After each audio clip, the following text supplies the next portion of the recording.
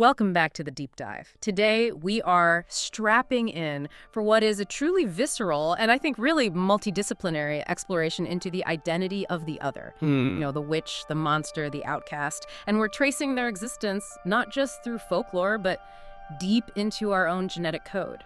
In this dive, it's based on source material that makes a profoundly challenging argument. It really does. The idea is that the intense anxiety, the relentless paranoia, and even the outright violence that sapiens direct towards marginalized groups. Yeah. It's all just the unconscious societal rejection of what the text calls the elder folk. And when we say elder folk, just to be clear, we're talking about our ancient non-sapiens ancestors, so Neanderthals and Denisovans whose DNA, we actually carry. Yeah. So the mission here is to unpack this argument that our deepest taboos, witchcraft, cannibalism, certain sexualities are basically just these visceral rejections of that genetic inheritance. Yes, linking modern neuroses directly to ancient genetics. And the power of this analysis, it really starts with the writing itself. It's incredible. The foreword by Sasha Ravich, it praises the author's style for not just, presenting facts, but for using this poetic finesse to build an entire interior world for the reader. It really pulls you in. The text says it leaves you furiously enraptured and mesmerized. It's meant to achieve an embodied knowing, not just an intellectual one. Well, that interior world is definitely uncomfortable. I mean, the central thesis that hits you right at the start is that cannibalism is, and I'm quoting here, inseparable, inextricable from, and mutually inclusive with witchcraft. Exactly. And this isn't just about, cooking people. It's about appetite. Appetite. The modern sanitized witch we see everywhere in films, costumes.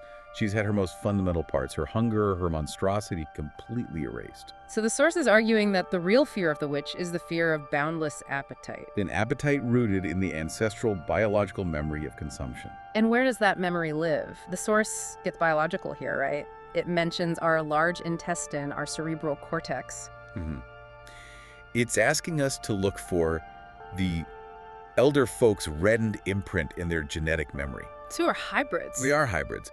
But the prevailing culture, what the text calls the overculture, it just can't tolerate that chaos. It uses fluorescent lights of judgment to silence those dark thoughts that bubble up from our Neanderthal past. We're constantly censoring ourselves. Constantly. And what's remarkable is the sheer scope of the research here. This isn't just about Salem or Western Europe. Oh, no, it suggests a vast sea of immeasurable interconnectivity. It's looking at witches across the globe. Like who? The Italian Benedonti, who were these sort of good shamanic figures who got co-opted. Yeah. The Hungarian Taltos. Then you have the terrifying Thai Fikrang and Krasu. The flying heads with the organs dangling. Yes. Yeah. And even the Aboriginal spirit doctor is brought into this. The common thread isn't the ritual itself, it's the underlying sapiens anxiety about a human who is just too wild. Okay, so that's the cultural phenomenon. But how does that anxiety turn into violence? The source connects these dots using Melanie Klein's theory of projective identification. And this is the critical engine of scapegoating. Klein suggested that, sapiens have to protect their ego from their most immoral impulses. Like our innate capacity for violence. Exactly. If you actually confront that part of yourself, it can feel like a kind of psychological death. So you have to get it out, make it external. How does that actually work? That's the trick of projective identification. You take that feared impulse, say this deep destructive rage, and you psychologically offload it onto an external person or group. And for a moment, you're clean. For one blissful moment, you achieve moral certainty. The bad guy is out there, not in here. But the cost, and the text really emphasizes this, is borne entirely by marginalized people. It not only fragments the individual sapiens, but it weaponizes the majority against anyone who's different.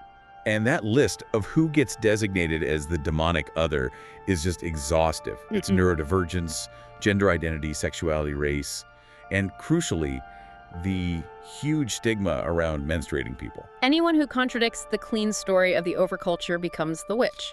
Precisely. And this is where the argument connects this ancient mechanism to right now.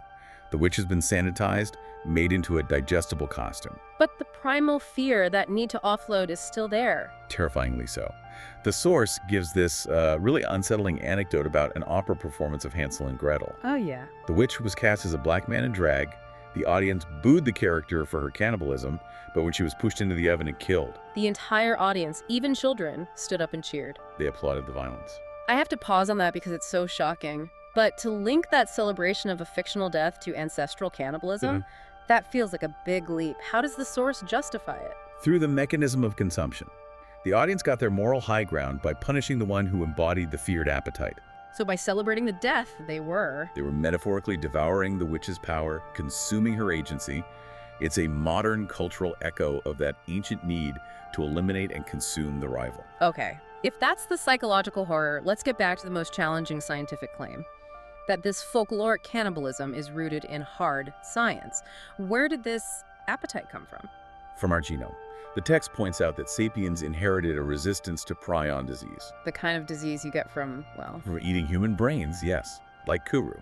The only way to evolve a resistance is if generations of the eating of the human brain was a significant evolutionary pressure. So our ancestors must have done it a lot, for a very long time. Precisely. We're talking evolutionary timescales. The earliest evidence cited is from pre-Neanderthal Heidelbergensis, maybe 150,000 years ago. Their sites have human bones broken and discarded right alongside animal food scraps. And sapiens weren't innocent bystanders in this. Absolutely not. Archaeological sites show our ancestors ate Neanderthals, they ate each other, and they were crafting human skulls into drinking cups as recently as 15,000 years ago. So that drive didn't just vanish. No, it just migrated into myth. The ogre, the vampire, all figures that feed upon the innocent flesh of children. That brings us from flesh to blood, and the intense universal taboo around menstrual blood. It is astounding how global that superstition is. It's extreme. In so many cultures, women were required to stay downwind. They couldn't touch weapons. The Noongar of South Australia believed a menstruating woman could dry up the food supply. And the source ties this to the idea of witch blood. This idea that women are temporary, cyclic bearers of this uncanny substance. Yes, the fear of that chaotic cyclical power is just so deeply rooted. Even the witch hunter Matthew Hopkins explicitly connected the devil's compact to the fallen organs of that body. Its biology turned into ritual uncleanliness. Which brings us to a fascinating historical example of all this: the persecution of the Cagots. This marginalized group in Europe, mostly France and Spain, victimized purely for their supposed physical traits and heretical bloodlines. The Cagots are a perfect microcosm of the whole thesis. It wasn't about their language or culture. It was about how they supposedly looked. And how was that? They were described as having narrow or pointed heads, unequal or hairy ears, even lacking a lower lobe. And they were rumored to bleed from the navel on Good Friday. The kind of male menstruation, pure ritual impurity. Exactly. And the social cost was brutal. They had to wear a red goosefoot marker, were stuck in low trades, couldn't walk on common ground or even look at clean people. But here's the connection back to the elder folk. That physical trait they were persecuted for. The elongated skull, the occipital accentuation, is a characteristic morphological trait of Neanderthal and Denisovan skulls. So the very skull shape that was despised in medieval Europe as a sign of heretical blood is actually a genetic signature of our non-sapiens ancestors. Yes. The sapiens brain was unconsciously registering and rejecting the visual markers of the elder folk still living among them. It's an inherited trait turned into a social stigma. And what's wild is that the same head shape was revered in other cultures. Right. The Mayans, ancient Egyptians. It was associated with nobility or wisdom. It just shows how localized and constant the sapiens struggle with its own hybridity is. So this means we aren't just sapiens. We are genetically a hybrid species. We carry that 1 to 3% Neanderthal DNA. And our profound revulsion, but also our cultural fascination with these traits. It suggests our modern life is just an unconscious struggle with the elder folk living inside us. We're fighting ourselves. And that struggle brings us to a new opportunity for the marginalized. If the other witches, queer folk, the neurodivergent, are the containers for what the overculture fears, then they're also the ones who can now contaminate discourse with our cunning perspective, offer a counter-narrative. Exactly. Which gives us a new way to look at modern neurodivergence. We classify things like autism and ADHD as disorders. But the source suggests they might be products of that genetic chaos. A kind of gift, even. They could stem from the highly variable parts of our genome, from our Neanderthal and Denisovan heritage.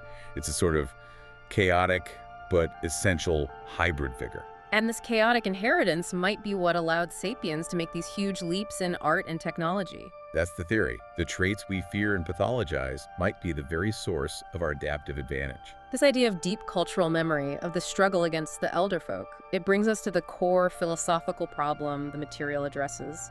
the trap of the binary. Sapiens are obsessed with rigid binary thinking. The two, us versus them, good versus bad, male versus female. And that binary is precisely what creates the anxiety and the violence. Our hybrid nature just can't fit into two. It can't. So to reconcile this, we need a philosophical shift.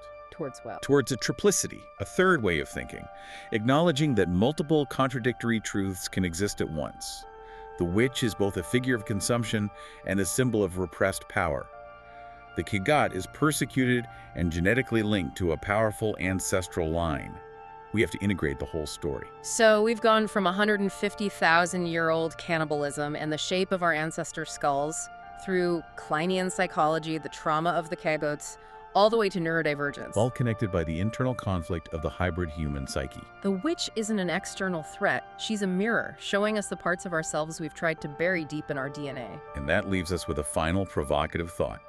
If the elder folk truly live within us, and they represent the intuitive, wordless parts of our being, then the way forward requires radical self-acceptance. It does.